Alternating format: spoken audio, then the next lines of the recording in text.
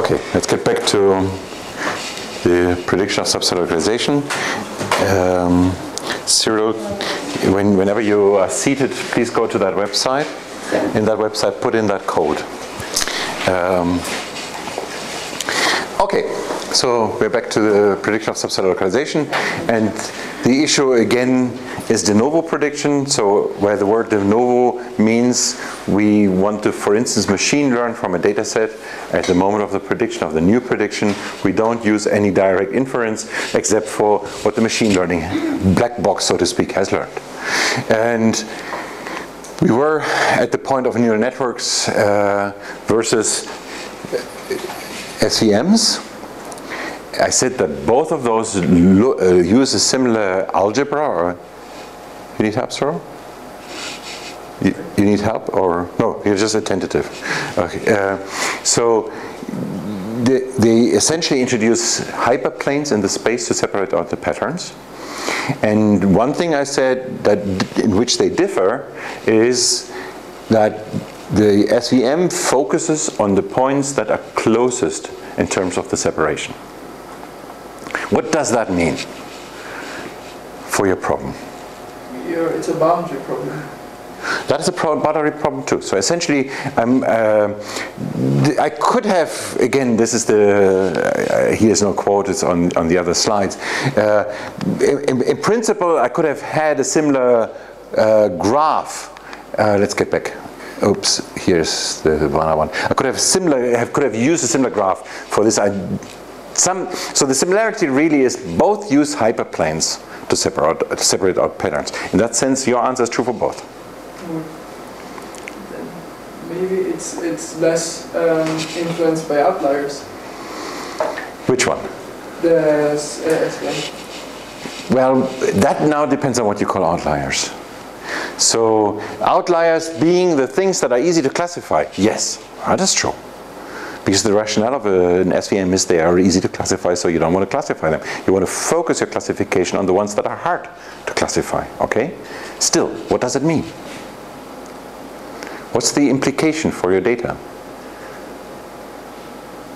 Let's first ask the question, if I told you that one of the two needs more data than the other, which one do you believe needs less data or fewer data? SVM. Yeah.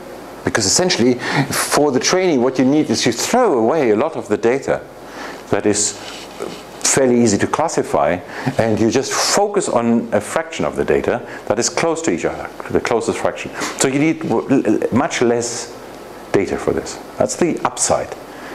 What is the downside of that? The possible problem you may run into. Well, one problem is maybe you have a lot of data and you don't know how to filter out anything. Okay, but the system will do that for it by itself. But it only has a binary response? We will get to that point. You're right, but Christina. But we will bring this up in a minute. This is in fact you're consistent, right? That's exactly the point with which we left Tuesday. Back to a question from you. But no, that's not what I mean here. That SVM should be linearly separable? Say it again. SVM should be linearly separable? No. So again, yes. Well, this is, again, I did not spend enough time really to make it clear how it works in detail. Essentially what you do is you start with a problem and you project it into a higher space. In this higher space, it becomes linearly separable. But in principle, it's not linearly separable. So that it's hyperplanes. It's not a linear separable. Okay, but that again, if you have a problem that you cannot separate, then both have the same problem, because essentially the geometry of the solution, the idea behind the geometry is the same. Just imagine in 2D you introduce a line, okay?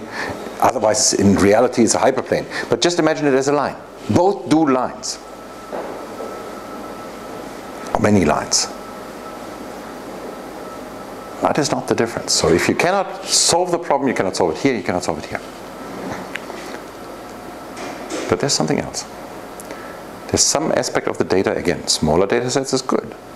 But what's the problem? Again, let me repeat. Maybe you stumble over it then. What you focus on, you have labels for the point that are green and red. And you focus on the points that are closest to each other, right? You will be more sensitive to the noise. Exactly. Well, noise is not quite the right word. You're almost there. Not quite right. Misclassified? Exactly. That's what it's going to kill you. Systematic mistakes. It's not quite noise. It could be noise, yes. But it could be systematic. And in fact, if you sort of classify it at random, the points you will most likely misclassify, or the noise, back to your noise issue, the ones where you will most likely make mistakes are the ones that are closest, because they are most difficult to distinguish in some sense. That is the problem with this, all right? So in some sense we are back to what you just said, that is not separable for the data set that you're effectively using. So this part is true in some sense, but not in the sense of the problem. It's more in the sense of in the sense of the data that you get. So for the set of support vectors, or for the set of samples that are most similar to each other, for that set, this one may be a problem. The neural network doesn't care, because it just takes all the points and it finds the best compromise that sort of separate all the points. If you have some points that are very close to each other and that are mislabeled, they're just misclassified. It is true that they will not be good for the neural network, because they will keep sending the signal, keep on training. But again, since that is a minority of the points, this will not upset the system very much. So the beauty is fewer points. The danger is if you have inaccurate data, if you have incorrect labeling. For incorrect labeling, this one is a much better solution. But it only works if you have enough data. Okay, this is one aspect. The other aspect, and I'm slightly misleading with this graph here, but that's now finally Christina's point, the point of binary classification. So essentially this is green, red, so it's a binary classifier, while in the case of the neural network that I show here, this particular one happens to predict secondary structure, but you could easily imagine that you have a large number of output units. Okay? This would allow you to, in fact, do a large number of classifications, such as the one that we are talking about here. 3 states of subcellular localization, where we, for instance, want to distinguish nuclear, cytoplasmic, and extracellular. Can easily do that. So now the question to you is, how could I possibly use this binary classifier into 3 classes? You first separate the two of them, which are more, in one of them are 2 groups which are more similar to each other than the other one, and then you go into that group, like what's the method? Like you, That's exactly this. Yes. So, for instance, one way of doing that is you would say, you have in the neural network context here, but I just drew a neural network. You could do the same thing, of course, now with an SVM. Is you have one unit that is extracellular, one is everything else. For proteins that are nuclear, everything else. Cytoplasmic, everything else. So this way you have those 3 different classifiers. Each one of them does a binary classification. Now,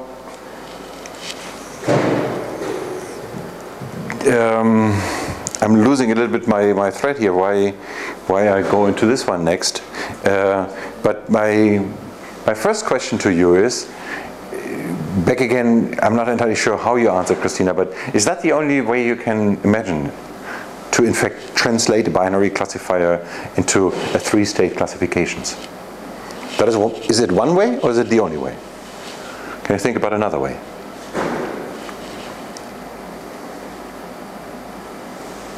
You can still draw lines in the same, with all the data, like multiple lanes. No, so again, in a neural network you can do that by having more, no. So the mechanism of the SVM allows you just to separate out 2 states, 2 types of points. So you cannot, by having a hyperplane, by blowing up in a higher dimension, suddenly distinguish 3 states. For the SVM, that does not work. For the neural network, it does. And again, I do admit that it's a little bit misleading that I show a neural network here. But the point that I want to make here, all I wanted to point out here, is this is a solution for translating a binary classifier into something that in fact operates in 3 different states. Okay? My question to you, is there any other way that you can think about You it? do it in 2 steps instead of 3. Hello, what's the difference? Yeah, I don't know. No, is there a different way?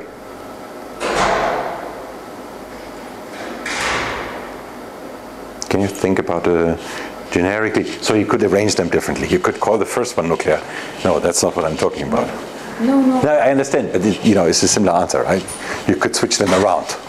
You can rearrange them on the plane. So if you have a hierarchy, we will get to that point in a moment. But this is still, you have several binary classifications. Is there any other way that you can imagine?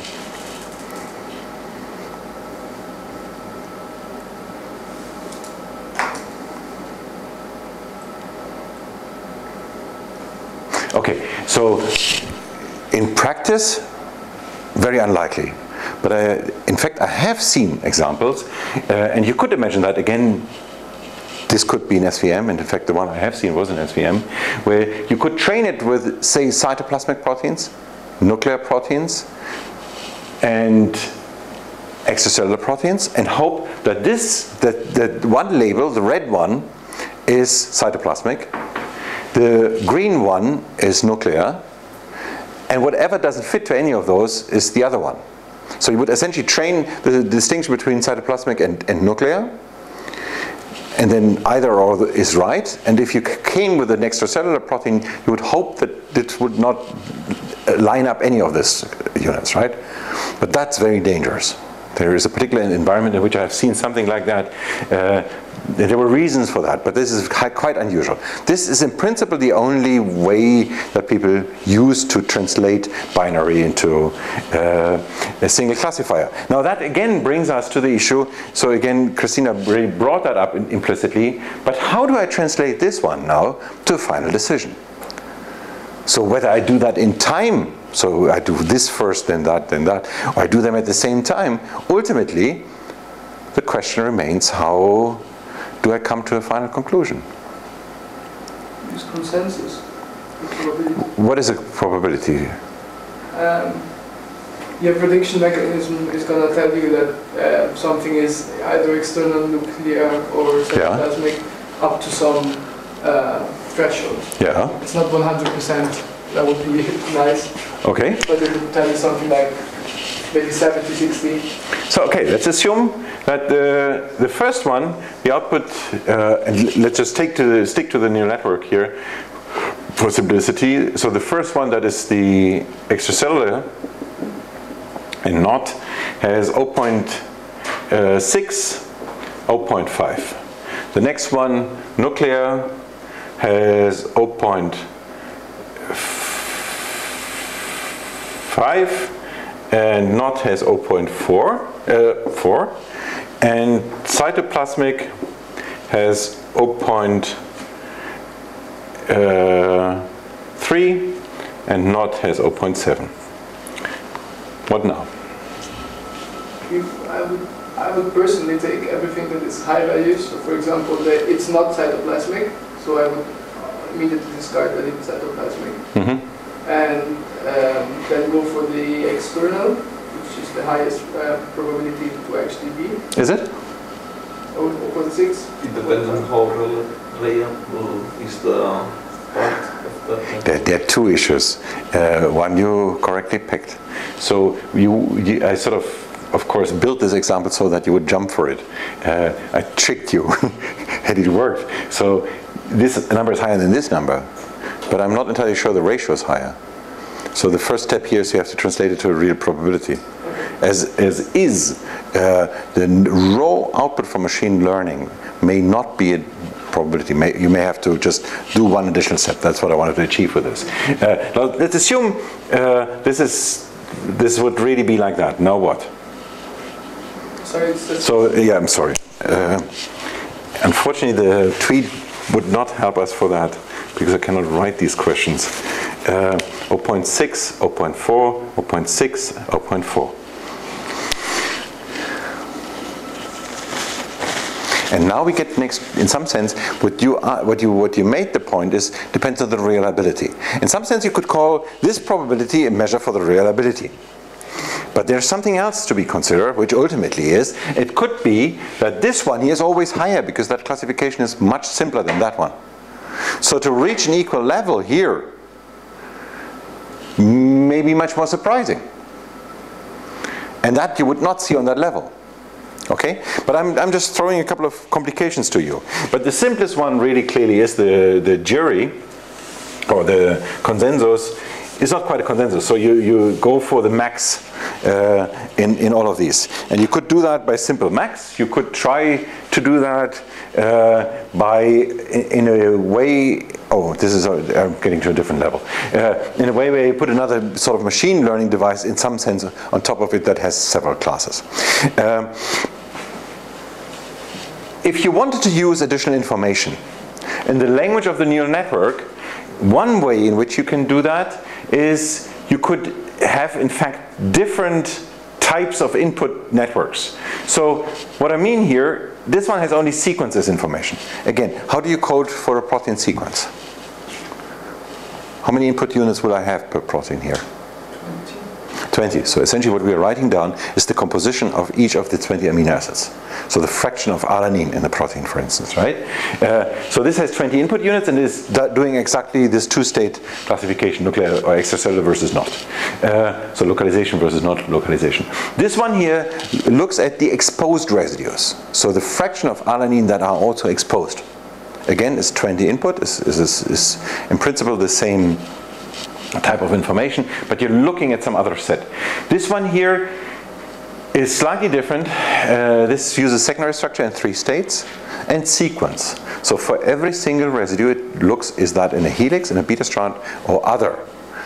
Essentially that has 60 input units then, okay? And then all of this is put together into a higher level in this particular, again, neural network, with the same output. This is one way in which you can put different information to the system. What's another way of doing it? And that is equally, that's the same for the feature space of a neural network or of an SVM or many other machine learning devices. So I'm not talking about that part. Just looking at this part. So how can you, I prefer to look at it this way, it's easier to read. And then again, by the way, here is exactly what Christian said, go for the highest probability after you normalize. But the question again, how could you put in this, say you know, sequence is important, secondary structure is important, exposure is important, how else could you code for it? So this is a particular solution that we found. What could you think of that would be slightly different?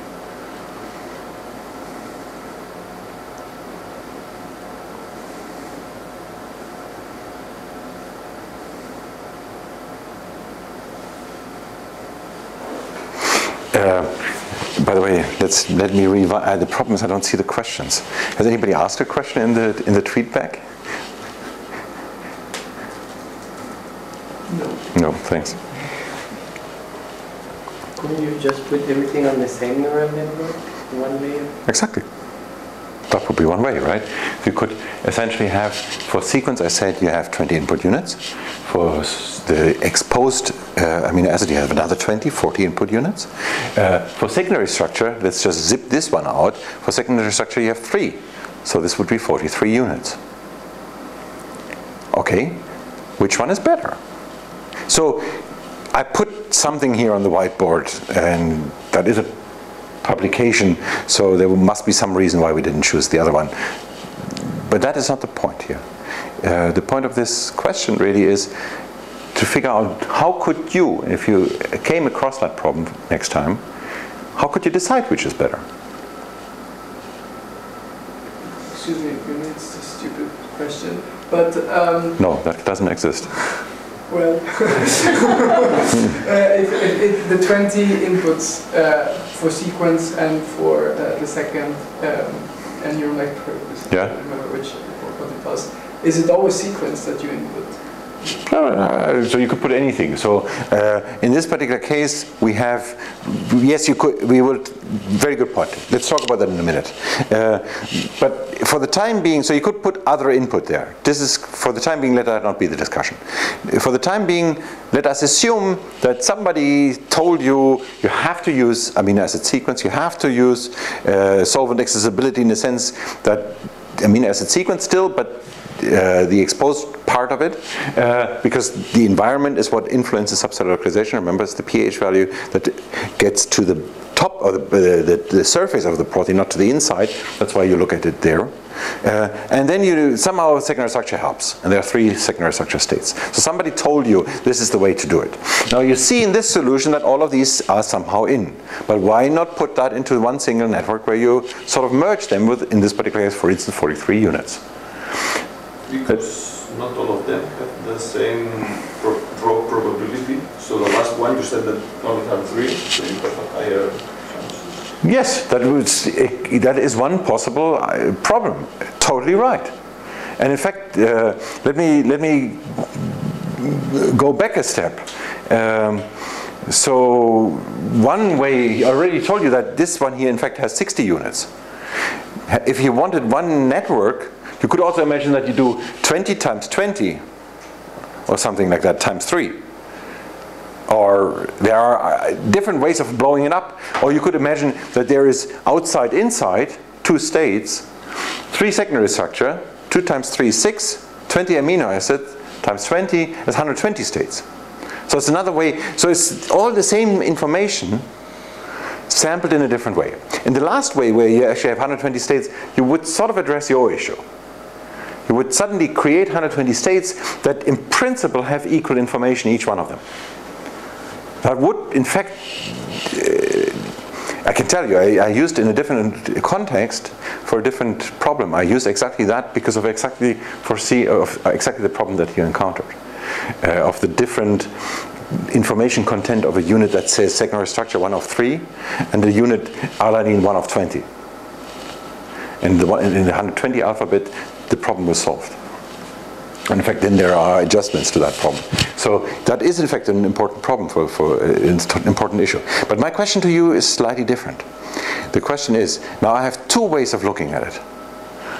The version where I have 3 different networks, and the version where you merge that into whatever, the 120 or the 43 or the whatever alternative model. Another model, the simplest model here would be 20 plus 20 plus 60. You still have them all on the same sort of complexity level. And so 100 input units. How do you find out which is better?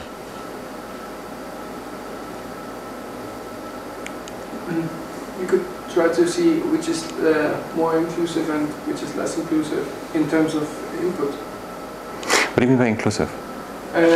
For example, for solvent accessibility, we just need ones that are exposed, right?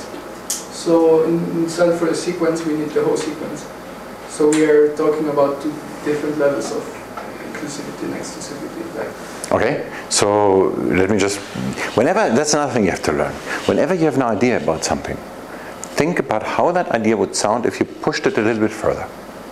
So pushing your idea a little bit further, the background of your idea is reducing the used units or the used space or something like that. Okay, why not use only alanine? Why not use, sorry? Only alanine. We have 20 amino acids, we throw 19 away. It's a lot of stuff, 19. So 1 is left. Why not just look at alanine? Do you believe this is a good idea? No. So if you don't believe this is a good idea, then maybe the motivation only to reduce is not good enough. I believe it is good to save information because, again, if you have an environment where you have ample data, where you have a lot of data, you don't need to worry about the size of the space. But if data is a problem, and in biology typically is actually for most problems, data is limited. Even when you look at deep web analysis, even their data is limited, not because the data is limited, but when you build the model, you need labeled data, and that is limited. So ultimately, you will almost always encounter a data limit issue. So somehow what you say is right, but be careful. My question remains: how do I distinguish this solution that I put on the whiteboard and the solution that we just, let's call it the 120 state solution?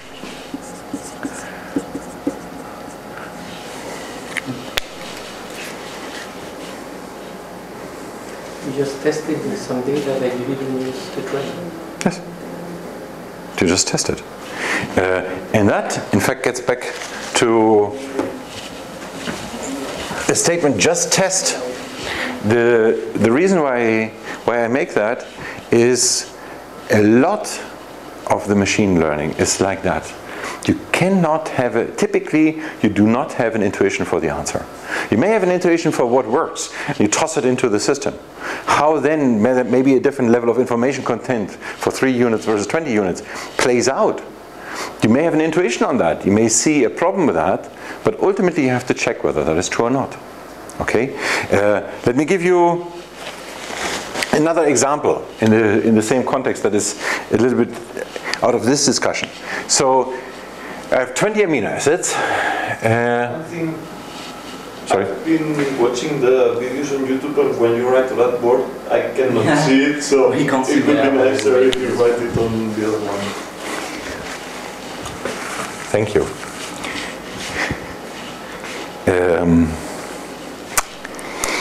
There's something deliberate to that. Yeah, and the reason for that, so it is double. There are two issues. So the one issue is that I had something on the whiteboard, and the other issue is that sometimes I feel it's good to put in incentives to be here.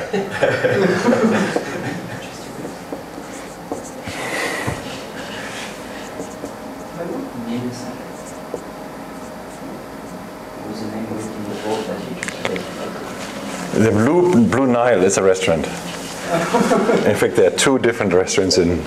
Sorry, that has nothing to do with this lecture. Now, back again.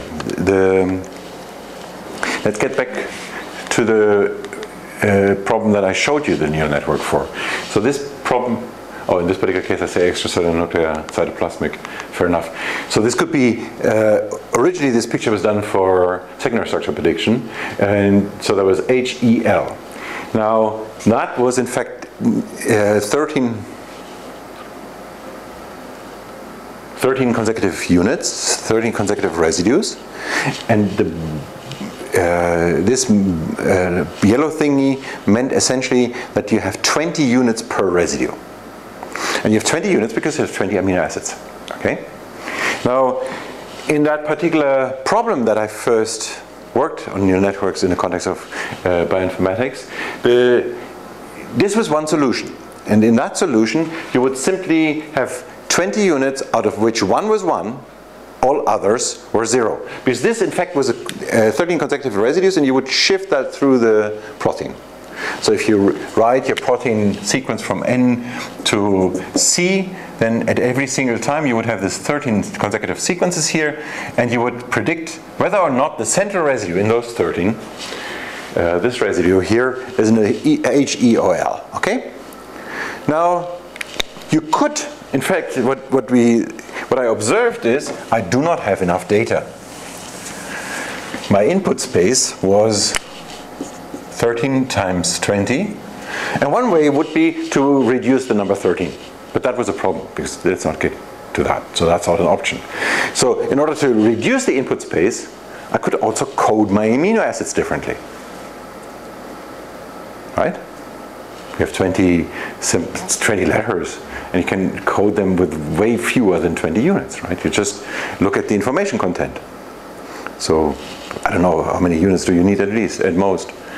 It's like letters. Can do 26 letters with 16, or you could do fewer, right? You can have a more sparse coding. You could use 4 units, or you could, in principle, you could use 1 unit and then have a lot of grading in there. But anyway, you could have a different combination of units such that each of these input units is binary, and yet you can reach 20 different symbols. You could even put into this input coding biophysical features that would measure similarities between residues that are hydrophobic, which is very important for the task here. Nevertheless, that totally failed. In particular, the biophysical features surprised me initially because it made sense. And typically for machine learning, whatever intuitively makes sense or typically helps to solve the problem is good to put in. In this particular case, it did not. And the reason was, and this is very much in some sense back to your argument, if you have, for instance, 4 input units, as opposed to the example where you have 20 and the 19 zeros and 1 1, is that some amino acids have 4 on here, and some amino acids have only 1 on. So the activity of these amino acids, the number of 1s and zeros, differs. That's the first problem. You could find a way of coding where that is, you can sidestep that problem. But the moment you find that coding, you actually bring in correlations between letter A and C by simple vector correlations that may not be reality. So you impose into the system a correlation, while the 1 in 20, so 1 is 0, is absolutely making no assumption. The system can learn correlations. You don't sort of pre-code anything. You don't put in any correlation. There's 0 correlation. These 20 orthogonal vectors, no, they are not correlated, and you're not mistracking the system into the wrong belief that certain things are related. And that is another thing. So you put in something that you absolutely know makes sense biophysically, but the machine learning cannot handle it. Okay? And this again, in machine learning, ultimately it's coming to the point where you have to really try out. And try out, you have to do the right cross-validation with the cross-training, with the right data massage, so to speak, and that is typically a lot of work. Now, how to connect the binary classifiers, we already had that, the maximum. And in some sense, here's the same idea. Here's another idea, and again, in some sense maybe that goes back to what Christina said earlier. When you look at the biology of the problem, you have a hierarchy. There's the pathway toward what biologists call secretion, so getting out of the cell. There is a gated one in between cytosol and nucleus. There's something special here with the mitochondria. And maybe the idea is, maybe what we could do is sort of mimic that system for the translation of binary to many. Essentially putting time, let's call it time, you call it time in your point, in a priority into the system. So rather than saying I do nuclear versus rest, other extracellular versus other, and then I find the best, I could just look at the hierarchy. In a hierarchy, for instance, I could say my first question, my first machine learning device, in this particular case it just says SVM, could be anything. My first machine learning device says, ask, is that protein on the secretory pathway or not? If it is on the secretory pathway, I train a new machine learning device for everything that is on the secretory pathway. And for that one I ask, is it extracellular? Does it go out? Or does it go further into some other organelle? And we can go further, right? At some point, the hierarchy is such that here I would go further into plasmic reticulum Golgi and other things, while here at nuclear I would possibly stop. So the depth of the tree is different for different prediction classes. Now again, let me point that out. Every single decision is made by a new machine learning device. Here I put in SVM. It could be a different machine learning device at every single point. It could be this one here happens to be a neural network. This is a decision tree. This is an SVM. Okay, completely not written in here. What's the advantage of this? So one way of phrasing the advantage, it looks a little bit like the biology. But what does it allow you to do? Well, what we were speaking about before, if we have a problem where it's the only the really close points in data that really tell us that we are interested in. So we have a lot of data, but we're not really interested in all of the data, just the one that really classifies it. Then an SVM, for example, is better than a neural network. No, that's not what I mean. What is, so again, what I'm trying to, I'm sorry, I was not clear.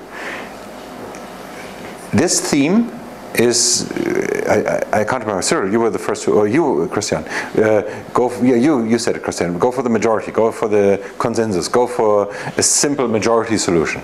That's one model. Here is the model, it started with Christina saying, well, let's do that first.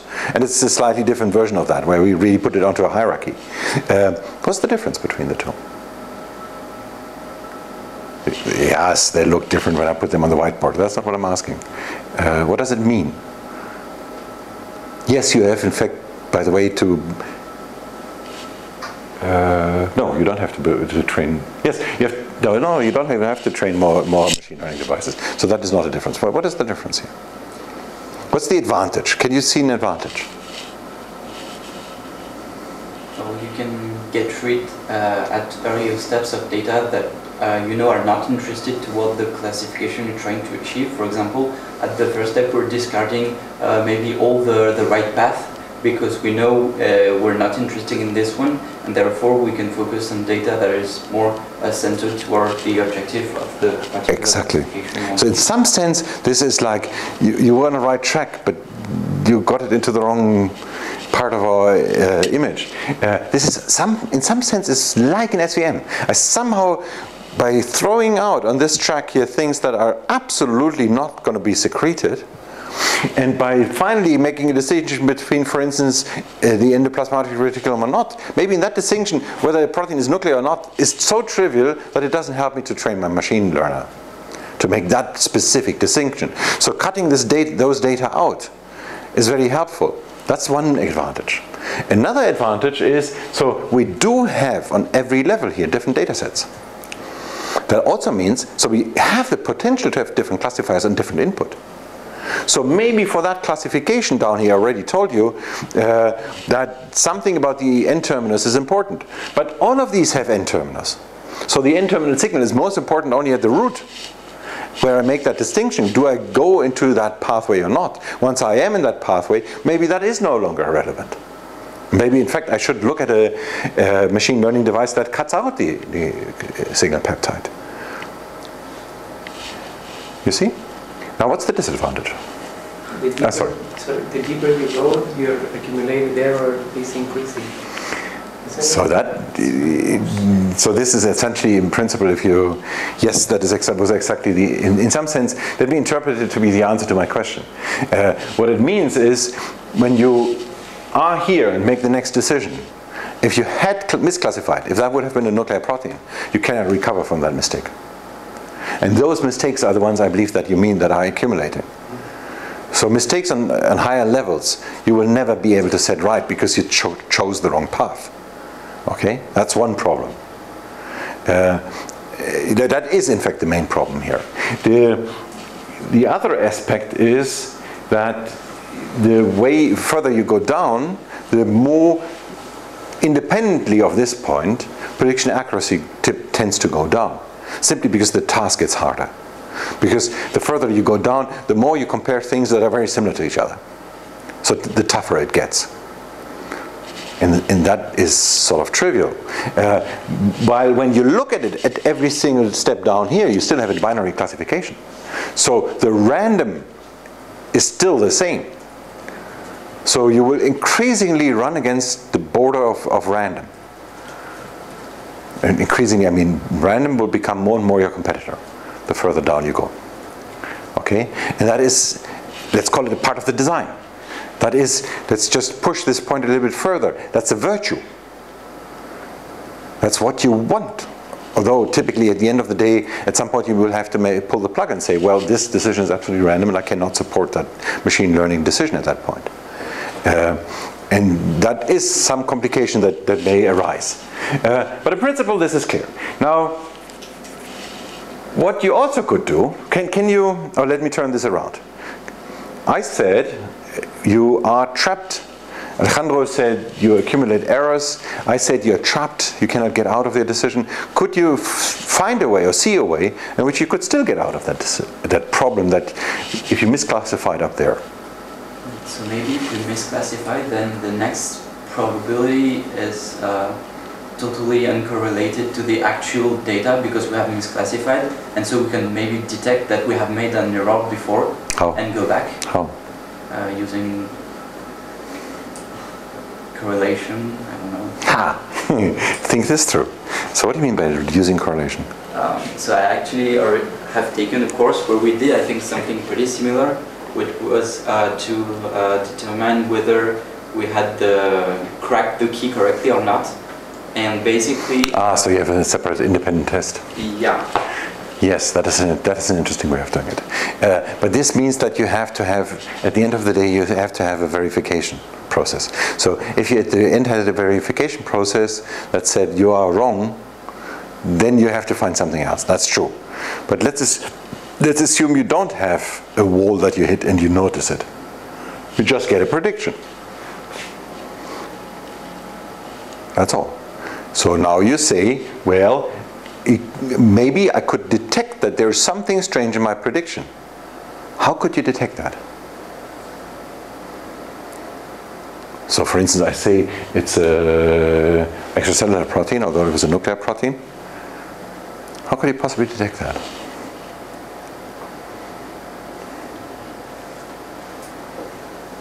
In your training data set, you have many misclassified stuff. Yeah. Are you asking or are you telling me? No, I'm saying that.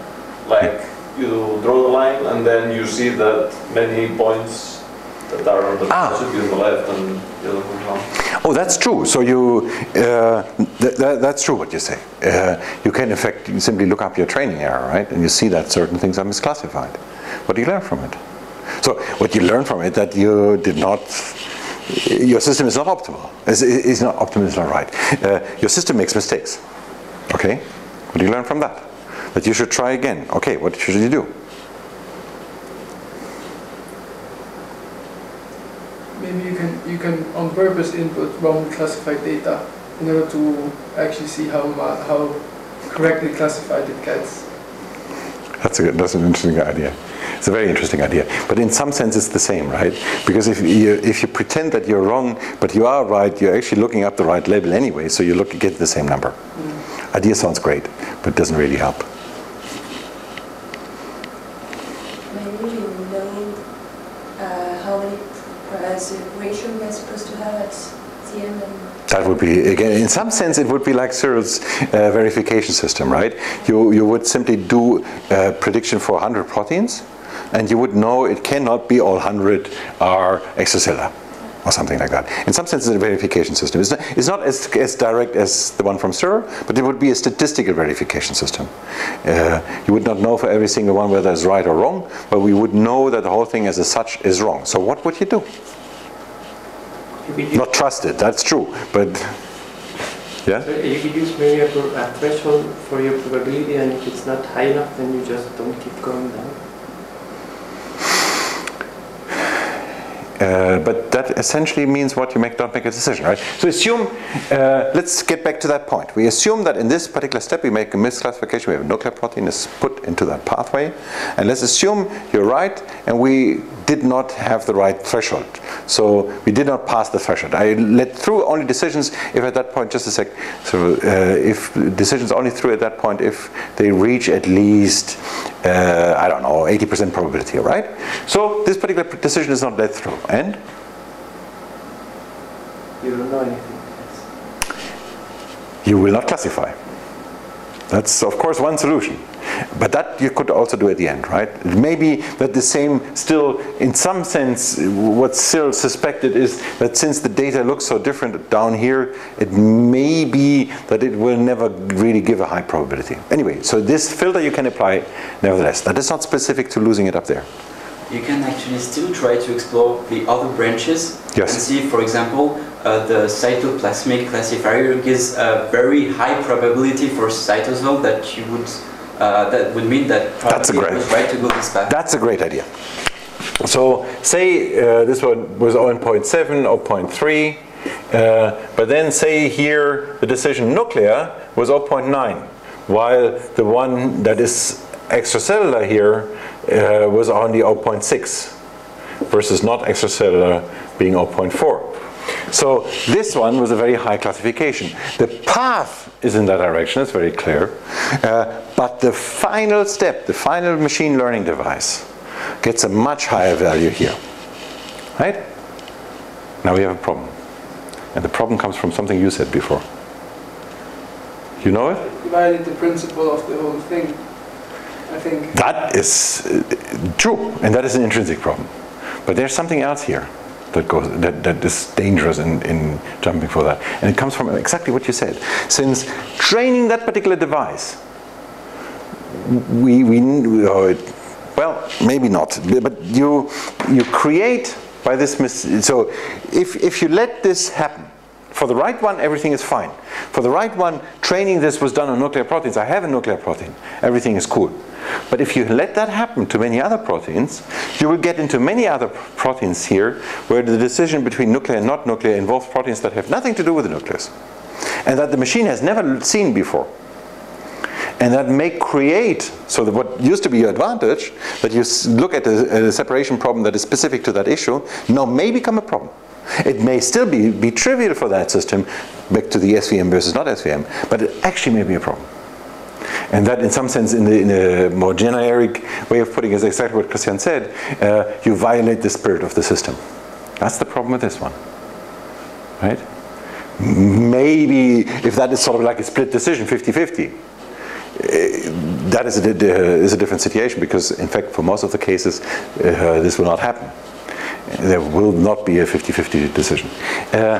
But ultimately, I believe what I'm leading up to is, okay, you could come up and say, intrinsically, when you said it for the first time, sir, I had the impression that this is the way you're going, you could essentially look up another prediction method. And yes, you can do that. But what if you had the best method out there with your system? Right? You wouldn't do that. Because most of the time, the other system, when it gives a different answer, it would be wrong. Because your method is better. As long as it's substantially better. So the better your method, the more you will lose by looking at a different method. Okay? So, ultimately, you're stuck with it. You accumulate errors, correct? You cannot sort of get out of a mistake you made. Well, it's very difficult. This, at least, is the view that I currently have. We have tried a lot to sort of play around with getting out of that, and we have not succeeded. That doesn't mean there's no solution, but we haven't found one yet. And it's certainly not that simple to find a solution. Again, doesn't mean there's none. Now, there are some other methods. Before we go into the other methods, what type of input feature would you use? So we put down amino acid composition, we put down the solvent accessibility, so the degree to which you're on the surface, we put down secondary structure. What else could you think about?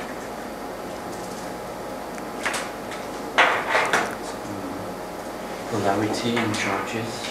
Yes, biophysical features. Kind of linked to exactly. obesity. Biophysical features. And that is, again, remember that I talked about nuclear localization signals. They're positively charged. This is exactly the kind of information you would want to put in. I talked about the signal peptide that has a hydrophobic core. Again, I did not give you, for the example that I put up here, I never really gave you the input information that we put in.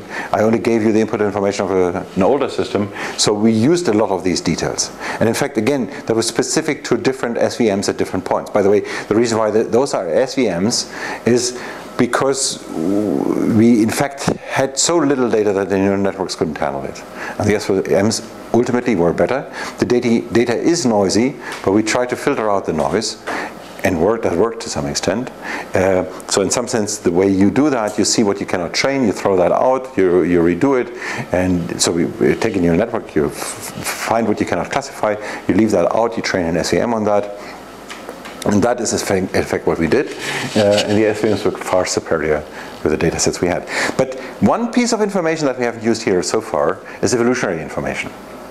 And that, in fact, we will get back to that on next Tuesday, is information that is very, very helpful. Okay, there are other methods out there. P-sort, NN, PSL, sublog, P-sort, signal P, target P we already talked about. They pick up N-terminal signals, and they essentially target or say whether protein is secreted, whether protein is mitochondrial, whether protein is chloroplast, and it ends there. P-sort. P-sort, the idea ultimately gets back to the first prediction of subcellular localization that uses only amino acid composition as input, and uses in a context those days before machine learning just statistical preferences. You sum up probabilities essentially, essentially manually in this particular case here. So then comes some logic on the first version of P-sort. So you ask, for instance, is there a signal peptide? Is there a transmembrane segment? And so forth. So you have you observe a set of proteins, you observe a set of features, and you simply put a decision tree.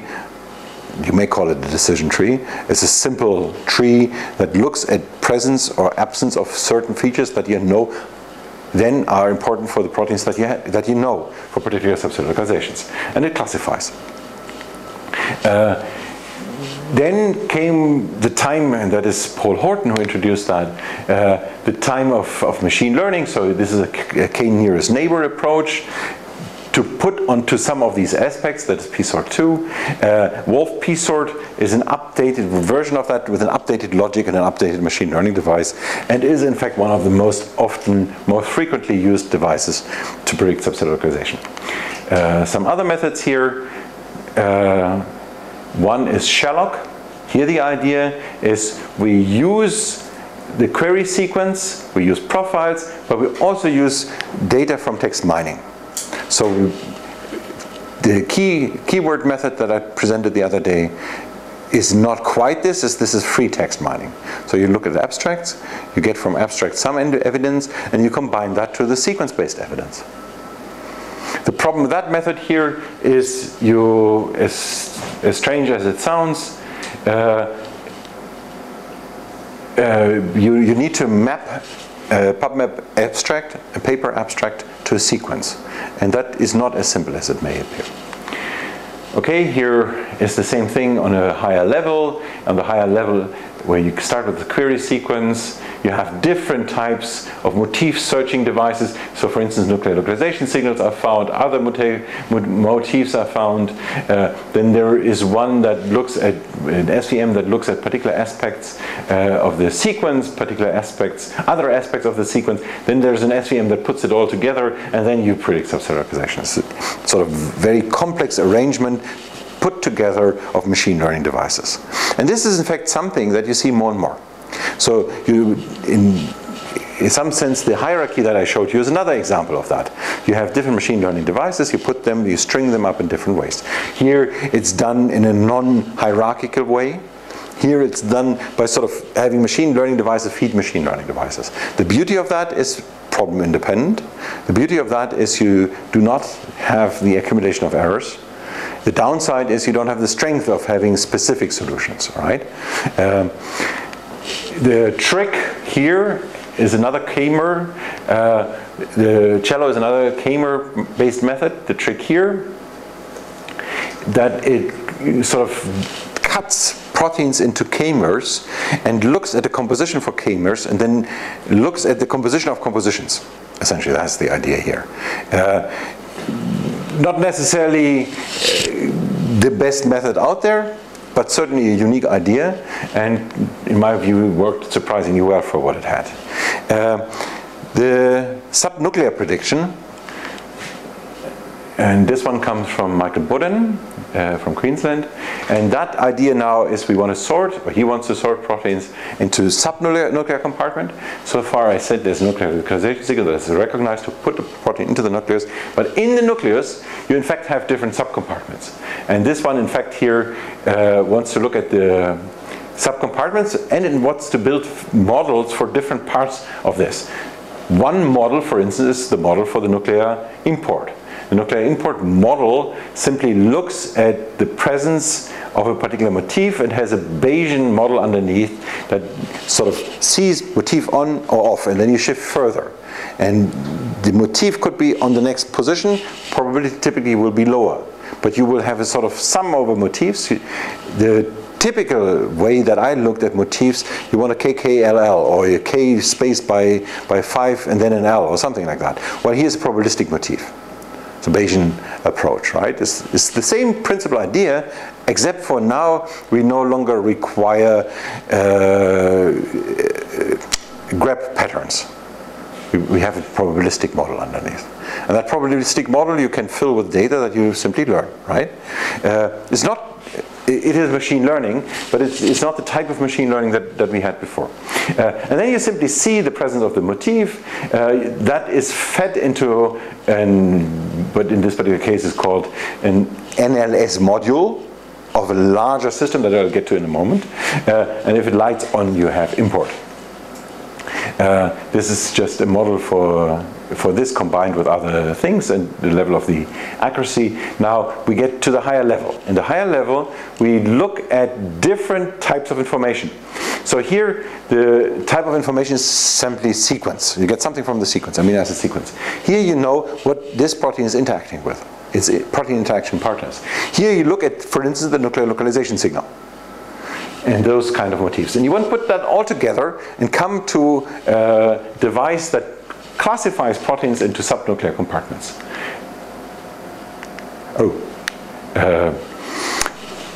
And when you do that, you get some estimate at the end of the day how well it does. The problem with it, I believe this is a very unique, interesting model, a very unique, interesting approach. I'm not entirely sure. So the problem is that the more you go into, I said for subset localization on the level that I talked about, we don't have enough data. On this level of subnuclear, we have even less data, and the data becomes less and less accurate because you cannot look on the microscope and really see this is in that part of the nucleus. You can, the nucleus lights up very clearly, but subclassification of nucleus are more problematic. In fact, some of these compartments that Michael Bodden here predicts are still debated between experimentalists. And he uses a prediction method, this Bayesian method here, to in fact bring theoretical evidence that they do exist. If we can predict them, they exist, is the logic. And that's a very strong logic. Because if a signal is picked up from the data that you have, then the data is consistent for that signal. That cannot be, so we cannot relabel data artificially and just put the right labels on in experimental data. Then white noise is not consistent, as simple as that. So if you find a signal, there's something underneath it. It may not be a compartment. It may be something totally different. That is arguable. But I use so many words because we get to the point where you assess a method and you get a certain level of accuracy, a certain level of performance, but the data set is so small that it gets very tricky to answer whether or not, the question whether or not the model works. So if you have 10 proteins to train, and how many do you have to classify? Well, you can sort of look at the probability. How many you need to classify in order to make sure that this is more than random. But then what you cannot at all assess is how representative are your 10 in an ocean of 10,000, of which 9,990 you don't know. That's the problem here. So the larger the data set, the more trust you have that it represents the large ocean. The ocean is always much larger, that's true. But the larger, number 10 is really small. And some of these classifications are on very, very small numbers. And it's very complicated to decide what you do at the end of the day. In this particular case, in my view, there is no doubt that the system leads to classifications that are really helpful and biologically interesting. But to prove prove that point in a sort of method assessment is not that easy. It's just another extreme example of machine learning where you get to a point where it's unclear how much of an advantage the method that you created actually brings. With that, I close it for today. Thank you, and we are back to questions. And I didn't use the tweet at all.